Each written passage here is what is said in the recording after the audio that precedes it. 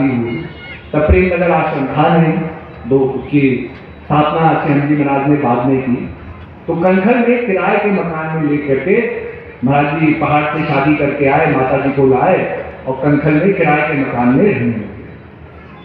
महाराज जी तो पहले से प्रचार कर रहे थे, महात्मा बाई जी भी कुछ बने हुए थे। अब उस समय लंबा लंबा सफर होता था, ये तो नहीं कि हम फ्लाइट से कहीं जा रहे हैं आ रहे हैं। महाराज जी हरिद्वार से निकलते थे, पूरा यूपी होते होते बिहार पहुंचते थे, कभी उड़ीसा जा रहे हैं, महीनों का सफर उनका टूर हो जाता था और महीनों बाद घर आते थे, कभी 1 महीने का 2 महीने का सफर। तो कनखल में घर में माता जी को के साथ माता सत्यानंद जी बहुत पुराने माता जी है, उनको महाराज जी छोड़ के जाते थे। जब पहली बार गए तो उन्होंने कहा कि देखो मेरा महात्मा ज्यादा कुछ आपसे मांगेगा नहीं, वो सब कुछ अपने आप कर लेगा, अपने कपड़े धो देगा, अपना हर चीज कर लेगा, घर की साफ सफाई कर देगा, लेकिन माता जी आपके घर में एक संत रह रहे हैं, बस इतना देखना कि घर में संत भूखा ना रहे। यही गुरु महाराज जी की एक श्री जी महाराज की एक उनको वो थी, आज्ञा थी कि भाई खाना समय पर महात्मा जी को देते हैं। अब बाबा पुराने जमाने में तो आप जाते हो कि जमाना क्या था, आज तो हम फट लड़ने लग जाते हैं, महिला दूसरी महिला से लड़ेगी कॉलोनी में, मतलब ना किसी को भी कुछ कहने करे तो महिलाएं पराये मर्द से बात ही नहीं करती थी, मतलब ना वो बात करने का कल्चर ही नहीं था। जो पुराने लोग हैं उस बात को समझेंगे। तो माता जी भी क्या करती थी, सुबह 3 रोटी बनानी, माता जी को दे देना, मतलब जो खाने का समय होता है 3 रोटी बना करके, 3 रोटी सुबह 3 रोटी दिन में, दाल सब्जी जो भी 3 रोटी रात को माता जी प्लेट में रख करके दे देती थी। और वो परंपरा ही नहीं थी बात करने की, माता जी एकदम गांव से आई थी, गांव में तो भाई ये सब किसी और से बात कर लेना, ये कर लेना, घर से बाहर करने की सही नहीं मानी जाती थी। तो माता जी उस परंपरा में थी, उस संस्कारों में जीती थी। तो माता जी कभी महात्मा जी से पूछते नहीं थे कि आपको और भी चाहिए, मतलब ना और रोटी चाहिए कि नहीं। अब 1 हफ्ता बीत गया, माता जी ऐसी देखी थी। एक दिन माता जी के मन में आया कि महाराज जी ने तो बोला था कि भाई महात्मा जी को भूखा ना छोड़ना, मैं पूछूं कैसे, ये मतलब हमारा कल्चर नहीं है कि मैं पूछूं। अब माता जी भूखे रहते हो तो माता जी धर्म संकट में पड़ गई, उनके तो धर्म संकट हो गया कि वो माता महाराज जी की आज्ञा का पालन पूर्ण रूप से कर रही है कि नहीं।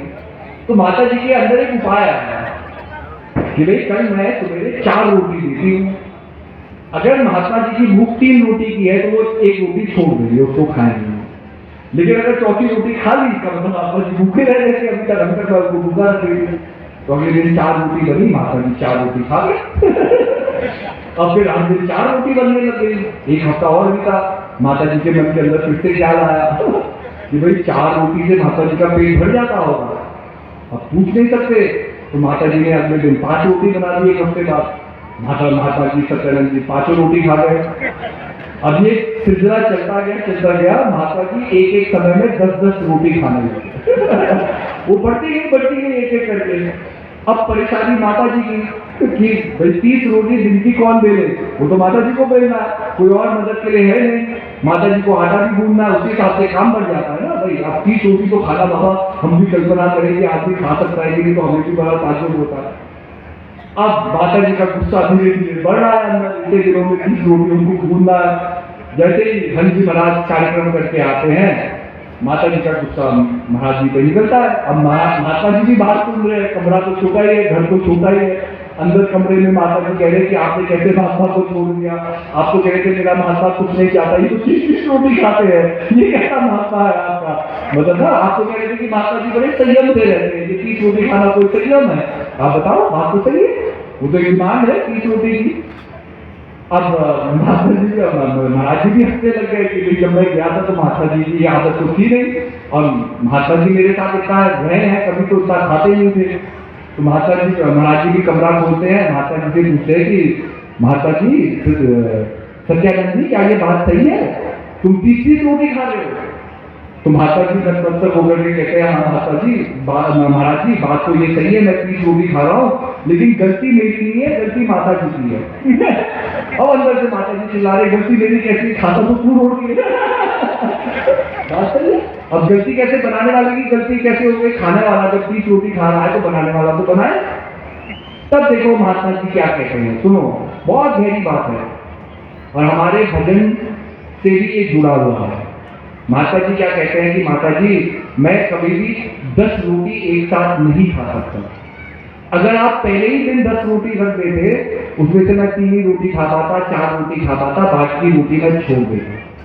लेकिन आपने धीरे धीरे करके मेरी भूख बढ़ाई, 3 से 4 किया, 4 से 5 किया, 5 से 6 किया, और अब जाकर के मैं 10 रोटी मतलब दिन की 30 रोटी खा सकता हूँ। इसलिए गलती मेरी नहीं है, गलती आपकी है। अब यही बात है, हमने आज उपदेश दिया, कल हम महात्मा जी की तरह 1 घंटा बैठेंगे कि भजन में। अरे 1 घंटा आपके पैर की आदत ही नहीं है पार्टी मार के बैठने की। पहले तो हम भाई जमीन पे बैठ के खाते थे, उसी योगासन व्यायाम हो जाता था, 10 बार आदमी उठ रहा है बैठ रहा है। अब हम कुर्सियों में बैठ करके खाना खाते हैं, कुर्सियों में बैठ करके हर चीज हो रही है। जमीन पे तो उठना बैठना छूट ही गया।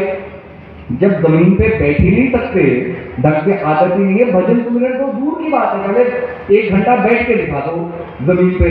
वो पहली परीक्षा है शरीर की।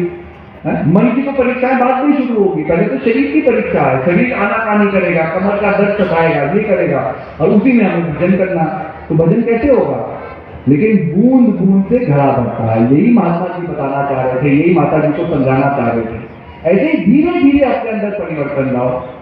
ये तो नहीं है कि एक ही दिन में आपको हर चीज की प्राप्ति हो जाएगी। कितना मन का मैल अभी बचा है, उसको निचोड़ निचोड़ के निकालना है, तब जाकर के अनुभूति होगी प्रभु की। लेकिन अपने अब भाई देखो, हम अभी गणेश चतुर्थी हुई, हमने गणेश विसर्जन किया हर जगह। जब गणेश जी की स्थापना करते हो तो कमरे को साफ नहीं करते हो। जिस कमरे में गणेश जी रहेंगे पूरा कमरा को साफ किया होगा, है, उसमें सेंट बेल्ट खिड़की होगी, फिनाइल से पूरा साफ किया होगा, मंच लगाया होगा, चौकी लगाई होगी, चौकी को बड़े अच्छे साफ सुथरे कपड़े से ढका होगा, उसके अंदर सब नई नई चीजें रखी होगी, और तब गणेश जी की स्थापना की होगी, है ना। प्रभु की आकृति की स्थापना के आप इतनी साफ सफाई करते हैं, और उस प्रभु को अगर मन में बसाना है तो मन की साफ सफाई जरूरी नहीं है क्या? उसी कपटी मन से प्रभु की भक्ति करोगे, और वो अगर मन नफरत ही पैदा कर रहा है संसार में, मन अंधकार में जी रहा है, तो क्या वो प्रभु की छवि हमारे अंदर निवास करेगी? कर ही नहीं सकती। तो मन को साफ करना भी तो जरूरी है। और मन कैसे साफ होगा? जब मन का मंथन करोगे, मन को निचोड़ोगे। मन की लड़ाई ही मन को निचोड़ना है। जब तक भजन सुमिरन में बैठ करके मन से लड़ोगे नहीं, तब तक ये मन नहीं मानेगा। मन को भागता ही रहेगा, उसकी आदत ही भागने की है, मन सिर्फ हो नहीं जाएगा। आंखों का काम देखना है, ये थोड़ी है कि हम आंख खोल करके रखे और आंख नहीं देखे। जब आंख है तो आंखों का काम देखना है, मुंह का काम बोलना है। ऐसे ही मन का काम सोचना है। मन सोचेगा, एक ख्याल से दूसरे ख्याल, दूसरे ख्याल से तीसरे ख्याल। अब किस चीज के बारे में सोचेगा, ये आपके हाथ में है। यही साधना है कि हम हमेशा मन को सही जगह लगाएं और गलत प्रभावों से मन को हटाएं। पर जब सही जगह लगाएंगे तभी तो गलत प्रभाव से हटेगा। अगर गलत प्रभाव मेरे से ही जन्म ले रहा है तो अच्छाई कहां से आएगी मेरे जीवन में? तो यही है, कभी कभी हम परिस्थिति को नहीं बदल सकते, हमारे साथ क्या हो रहा है नहीं बदल सकते। अभी मान लिया अगर ये दिन का प्रोग्राम हुआ था, बहुत धूप होती तो हम क्या कर सकते थे? धूप तो धूप है, लेकिन हम छाया के नीचे तो बैठ सकते हैं। एक व्यक्ति अपने गुरु महाराज जी के पास जाता है,